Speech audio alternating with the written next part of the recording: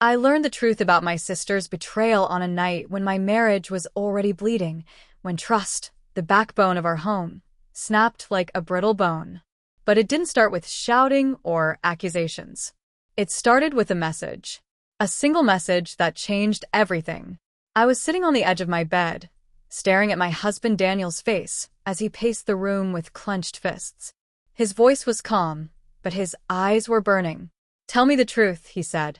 "Are you seeing someone else?" The world stopped. My heart didn't just drop, it shattered into dust.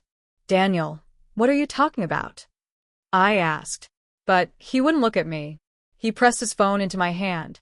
The screen lit up with screenshots, messages that looked exactly like me, written in my tone, my style, even my favorite emojis.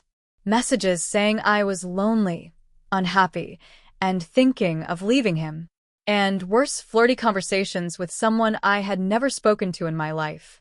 It was my number, my name, my voice. Except it wasn't me. The moment felt unreal, as if I were watching someone else's marriage fall apart. I tried to explain, but Daniel had already been drowning in these lies for weeks. He told me he kept silent, hoping I would confess, hoping it wasn't real. But silence became anger, and anger became doubt. And then he said something that silenced me completely. "Your sister showed me everything." My blood ran cold. My sister, Alina. Growing up, Alina was always competitive, always acting like life was a stage where she had to prove she was brighter, prettier, more desirable. I used to laugh it off, calling it sibling rivalry. But marriage changes things. Suddenly I had something she didn't. Stability, love, a future. And Alina hated being second in anything. I felt the room tilt as realization stabbed through me. "Alina gave you these?" Daniel nodded. "She said she didn't want me to get hurt. She said she was trying to protect me." It was such a perfectly crafted lie.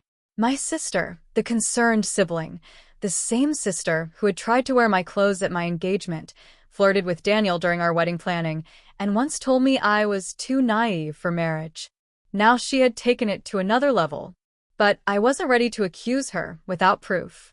Not yet. Daniel and I barely spoke that night. He slept on the couch. I lay awake listening to the cracks forming in the walls between us. Every memory of us together, our late-night drives, our whispered plans for the future, felt poisoned. By morning, I had a mission: uncover the truth. The first thing I did was check my accounts. Nothing strange, until I looked closer. There was a mirrored version of my number registered on an online texting platform. Same display name, same profile picture, same everything. Someone had cloned my phone identity. And the recovery email? It wasn't mine. It was Alina.Lane94. My hands trembled. My breath turned shallow. The betrayal didn't just cut, it carved into me with surgical precision. She didn't want to ruin my day or embarrass me. She wanted to destroy my marriage. She wanted to be the one Daniel turned to, the one he trusted, the one he confided in. Suddenly, the last few months made sense. Her sudden sweetness toward Daniel, her late-night friendly check-ins, her constant visits, her carefully planted doubts whispered into his ear. She had been building this trap piece by piece, and we had walked right into it. I stared at the evidence on my screen, feeling the ground shift under me. If this was only the beginning, how far would she go? I wasn't just fighting to save my marriage now.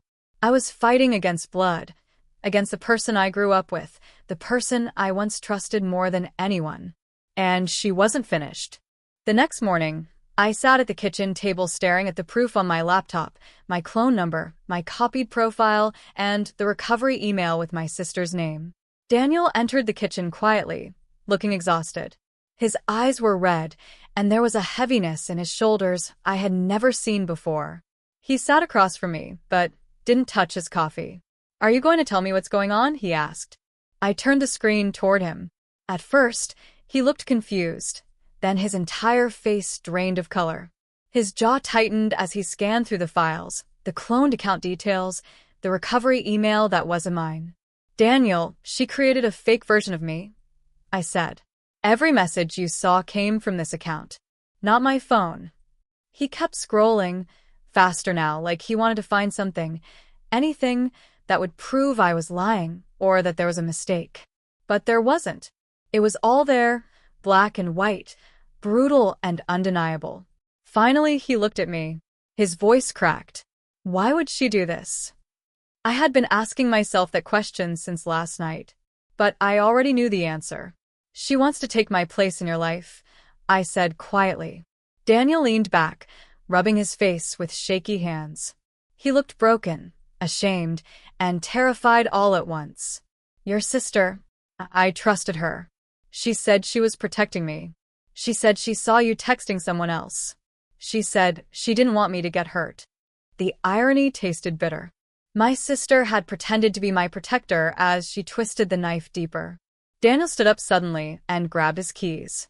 I'm talking to her, he said. No. I grabbed his arm. She'll lie to you again. She'll twist everything. He hesitated. We need to get proof before she knows we're onto her, I said. If she deletes anything, we'll lose everything. He exhaled sharply and sat down again. What do we do? For the first time in months, we were working together, not as husband and wife on the brink of collapse, but as two people clinging to the truth. I opened my messages and screenshotted everything. Then I downloaded the login logs from the clone number. The activity trail showed a familiar location, 2 streets away. My parents' house, where my sister lived. It all made sense. She had the time, the access, the motive. Daniel watched every step, his expression tight with rage. She played us, he whispered. Both of us. But the moment that broke me was when he whispered, I should have trusted you. There wasn't time to process emotions. We had a bigger war coming. I made one more discovery that morning, one that made my stomach twist. The fake account had contacted not just Daniel, but 2 of our mutual friends, my coworker, and even a distant cousin, all telling the same story. I was tired of Daniel. I felt ignored. I wanted something new. My sister wasn't just trying to break my marriage. She was trying to destroy my entire reputation. We needed to act fast. I called my friend, Layla, who worked in cybersecurity. She offered to come over immediately. Within an hour, she confirmed everything: the cloning, the location data, the recovery email. She told us something even more disturbing. The person running this fake account also logged in from a secondary device, she said. A phone. Not just a computer. My heart dropped. My sister had been sending fake messages from her phone while sitting across from me at family dinners, smiling sweetly, complimenting my dress, asking about my job, pretending to be supportive while she burned my life behind the scenes. Daniel slammed his fist gently on the table. We need to confront her, he said. Together. I shook my head again. Not yet. I want her lies to trap her.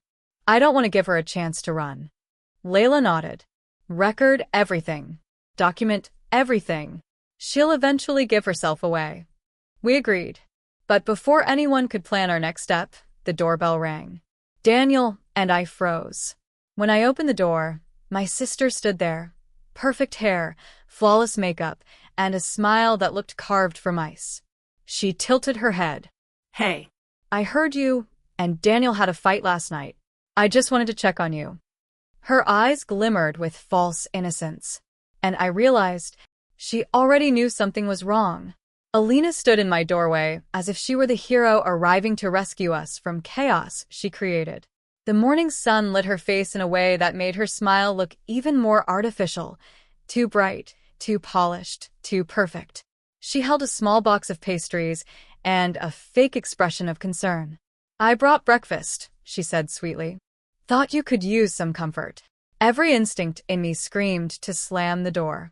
But Daniel appeared behind me, and the moment she saw him, her eyes softened, almost glowing. Oh, Daniel, you look tired, she said, stepping forward like she owned the place. He didn't respond. He simply stared at her with an expression I couldn't decode. Anger? Confusion? Disbelief? Maybe all 3. She interpreted his silence as guilt on my part. She walked right past me and placed the pastries on the kitchen counter, like she lived here. Where's your phone? Daniel asked suddenly. Alina froze. Just for half a second. But it was enough. In my bag, she replied lightly. Why? He didn't answer. He walked over to her purse and held out his hand. Give it to me. Her lips parted in offense. Excuse me? You heard me, he said. Her eyes flicked to me, searching for support. Is this how he talks to you now? This is exactly why I Give him the phone, I said. Her jaw tightened. She let out a dramatic sigh and unlocked it, handing it over like she was doing us a favor. Daniel placed the phone on the table. Then he pulled out his own phone and opened the fake texting app on his screen. Recognize this? He asked. Alina blinked. No. Should I? She continued, voice shaking with bitterness. You never did. You always had everything handed to you. The perfect marriage. The perfect life. And you're so stupid you didn't even notice how unhappy he was. I stepped back, stunned at the venom in her tone. Daniel spoke quietly, trembling with anger. You lied to me. You manipulated me. You almost destroyed us. Alina's eyes filled with tears, but they were not remorseful. They were angry. If you loved each other so much, she hissed, a few messages wouldn't have broken you. Her mask had finally dropped. This wasn't jealousy. It was obsession. It was resentment built over years. Before any of us could speak again, she grabbed her phone, her purse, and stormed toward the door. But she paused in the doorway and turned back to me. This isn't over, she said. Then she left.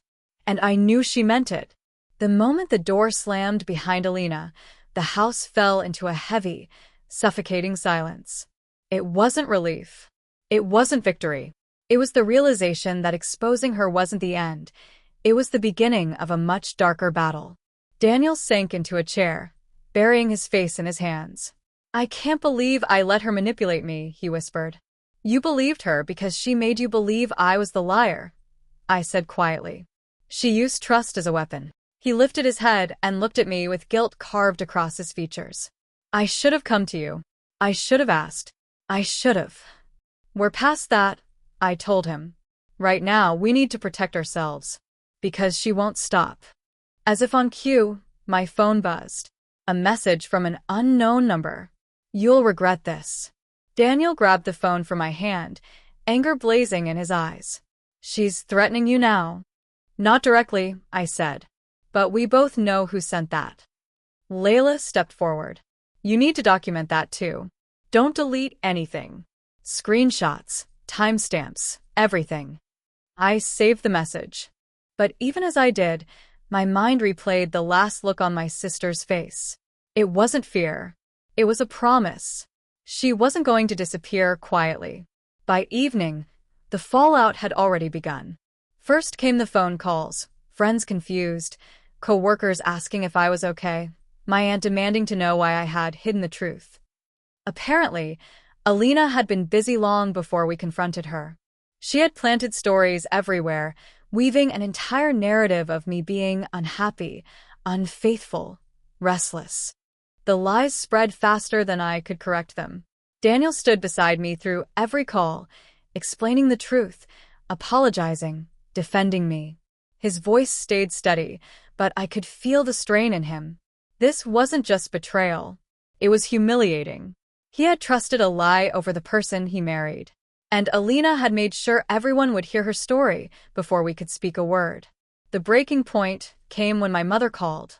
Her voice trembled. Your sister just came home crying. She says you and Daniel attacked her, accused her of horrible things. She says you're losing yourself. I closed my eyes. Of course. The victim play. Mom, I said calmly. Alina created a fake account and pretended to be me. She tried to break my marriage. A pause. A long one. Then my mother whispered, I don't believe she would do that. Something inside me cracked. Not from anger, but from the realization that Alina had always been the favorite, the protected one, the fragile one in everyone's eyes. And I had always been expected to forgive, to be patient, to be understanding. Not this time. Come to the house tomorrow, I said. We'll show you everything. Daniel nodded in agreement. But deep down, both of us knew that logic wouldn't matter. Proof wouldn't matter. My mother would see only what she wanted to see. And Alina knew exactly how to play her. That night, Daniel and I sat on the couch with the evidence spread across the table. Our marriage had taken a hit that would take time to heal. But at least now we were fighting together. What we didn't know was that Alina wasn't retreating. She was preparing her next move. A move far more destructive than fake messages. The next morning, Daniel and I prepared everything: screenshots, logs, timestamps, device IDs, the clone number history. We printed copies, organized them into a folder, and waited for my parents to arrive. My chest felt tight the entire time. No matter what happened, the truth was going to break something. At exactly 11 a.m., my parents walked in. My mother looked worried, my father looked confused, and behind them came Alina. She stepped inside as if nothing was wrong, hair curled, lips glossed, eyes red just enough to seem pitiful. She clung to my mother's arm like a wounded child. The hypocrisy made my stomach twist. Daniel stood beside me. He didn't greet her. My father cleared his throat. "We're here to understand what's going on. Your sister says you accused her of something terrible." I opened the folder and slid it across the table. "We didn't accuse her. We proved it." Alina scoffed loudly. "Seriously? Are we still doing this?" I ignored her and addressed my parents. She created a fake number with my name, pretended to be me, sent messages to Daniel, Spread rumors about me. and she wasn't even subtle. Daniel opened the printed logs. Every login came from her address. Layla, who had returned to help us, stepped forward. "And her phone has the app installed. Not just installed, used." My mother's eyes widened slightly, but she didn't speak. My father took the papers, reading each one slowly. He looked calm, but the tension in his jaw was obvious. "Alina," he said carefully, "do you have anything to say about this?" For the first time, she faltered. Her confident expression flickered, but only for a moment. Then she laughed. A sharp, cold laugh that didn't sound anything like the sister I grew up with. "You're all insane," she said. "Do you really think I would waste my time doing something like this? These papers mean nothing. She pointed at me, is trying to make me look like the villain because she can't admit her marriage is falling apart." Daniel stepped forward, jaw tight. "It was falling apart because of your lies." Alina's face twisted. The act slipped again, revealing the bitterness beneath. "You never loved her," she snapped. "You were just scared to leave." My mother gasped. "Alina, stop it." But she wasn't stopping. She had broken, and now she was spilling everything. "You think she's perfect?" Alina hissed. "You've always treated her like she's the golden child. I've always been in her shadow. Always second. Always compared. And when she married Daniel, suddenly she had the perfect life too. I was supposed to just watch." I zerte her. Stunned. "So you destroyed my reputation?" I whispered. "You tried to ruin my marriage because you were jealous?" "Yes," she screamed. "Because for once, I wanted something that was hers." My mother covered her mouth. My father froze. Daniel took a step back, horrified. Alina realized what she had just confessed, and she tried to recover, but it was too late. Her rage had exposed everything. My father's voice was cold. "You need help." Alina shook her head, backing toward the door. No. "You all just want to blame me for everything. But you'll see. She doesn't deserve the life she has." She turned and ran out of the house. My mother burst into tears. Daniel wrapped his arm around me. My father sank into a chair, speechless. The truth was finally out. But nothing about this felt like victory. Because people like Alina don't disappear after being exposed. They escalate. And deep down, I knew she wasn't done yet. By now, I was exhausted, mentally, emotionally, and physically. Every interaction I had with my husband, Daniel, was tinged with suspicion. Every phone call from him a dagger to my heart. And all the while, I knew my sister, Vanessa, was out there spinning her web of lies, feeding him half-truths that poisoned his mind against me. I remember that evening vividly. I came home to find Daniel sitting in the living room, his face shadowed with tension. The air between us was suffocating, thick with unspoken words. He looked up, and I could see it, the lingering doubt in his eyes, the hesitation in his voice. "We need to talk," he said. My heart sank, but I braced myself. I had rehearsed 1,000 arguments in my head, ready to defend myself, ready to fight. But what came out of his mouth wasn't what I expected. I don't know if I can trust you anymore," he whispered. "I've heard things about you and someone else." The words cut through me like glass. My mind raced. How could he believe her? How could he let Vanessa destroy what we had built together in a few careless conversations? Tears stung my eyes as I tried to explain, but the harder I tried, the more he recoiled. He wanted proof, evidence, reassurance that I was faithful and honest. Every time I mentioned Vanessa, he dismissed me, saying, "I don't want to hear it. I can't trust either of you anymore." That was the moment I realized something chilling. Vanessa had not just whispered lies, she had planted seeds deep in his mind, and now they had taken root. I spent the night awake, pacing the empty apartment, wondering how someone I had grown up loving, someone I had trusted more than anyone, could betray me like this. The betrayal wasn't just painful, it was personal, intimate, and devastating. Vanessa wasn't just trying to ruin my marriage, she was trying to break me. Determined not to lose everything, I decided to gather proof. Text messages, emails, anything that showed Daniel what had really happened. It was painstaking work, a detective job in my own home, but I refused to let Vanessa win. If I could expose the truth, maybe, just maybe, I could salvage my marriage before it was too late. I also realized I had to confront Vanessa. I couldn't let her keep manipulating everyone around her.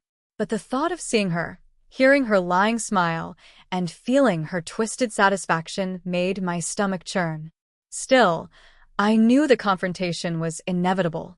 The storm was coming, and there was no escaping it. By morning, I had a plan. It wouldn't be easy. But I had to fight, not just for Daniel, not just for our marriage, but for myself. I refused to let my sister's lies define my life. The confrontation was tense from the moment I stepped into Vanessa's apartment. Her casual smile, her perfectly polished nails, and the way she lounged on the sofa as if nothing was wrong made my blood boil. I had rehearsed my words, but nothing could prepare me for the venom in her eyes. "You think you can just come here and accuse me?" she sneered. "You're paranoid. Daniel is upset with you, not me." I took a deep breath, steadying my voice. "Don't lie, Vanessa.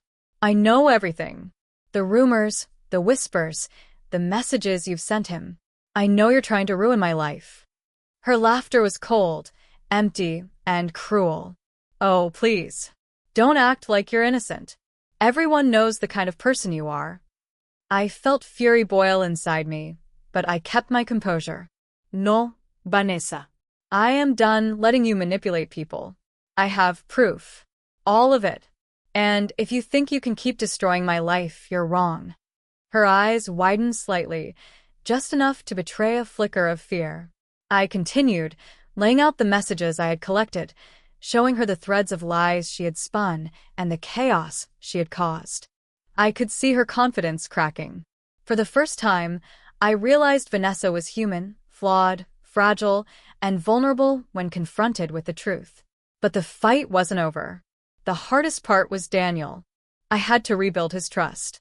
I had to make him see that the woman he loved wasn't the person Vanessa had painted. I invited him over, showing him everything, and watched as realization dawned on his face. The weight lifted off my shoulders slightly when he pulled me into his arms, whispering apologies for doubting me. Even though the battle was won, the scars remained. My sister's betrayal had cut deep, and rebuilding my life, my marriage, and my trust wasn't going to happen overnight. But I had survived. I had faced her lies head-on and refused to let her win. The final lesson was clear. Family can betray you, but your strength, your truth, and your resilience are yours alone. Vanessa may have tried to destroy me, but she underestimated my will to fight back. And as I looked at Daniel, holding me tight, I knew that no rumor, no lie, and no betrayal could ever take away the life we were determined to rebuild together.